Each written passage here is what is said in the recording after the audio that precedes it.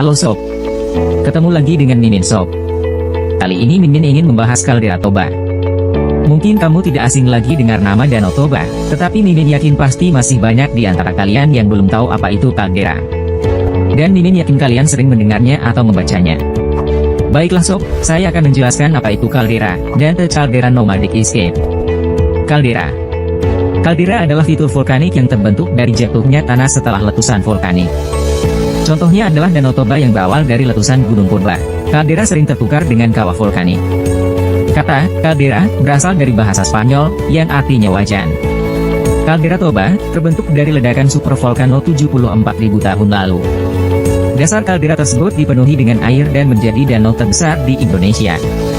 Kaldera Toba ditetapkan sebagai UNESCO Global Geopark, Taman Bumi Dunia, pada sidang ke-209 Dewan Eksekutif Organisasi Pendidikan, Keilmuan dan Kebudayaan di bawah Perserikatan Bangsa-Bangsa, PBB, atau UNESCO di Paris, Prancis.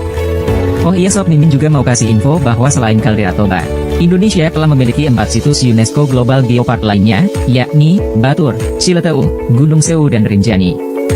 Mungkin kamu juga pernah mendengar The Caldera Nomadic Escape.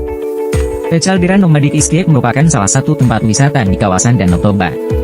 Berlokasi di Desa Sibisia, Kecamatan Aji Bata, Kabupaten Toba, The Caldera Toba Nomadic Escape diresmikan pada 2019. Lokasinya sangat strategis, berada tepat di bibir tebing dan langsung mengarah pada danau, bukit dan desa Sigapiton. Gimana sob, udah tahu kan apa itu kaldera? Mimin juga baru tahu beberapa hari yang lalu. Jika menurut kamu video ini berguna, jangan lupa dukungannya sob. Hehehe.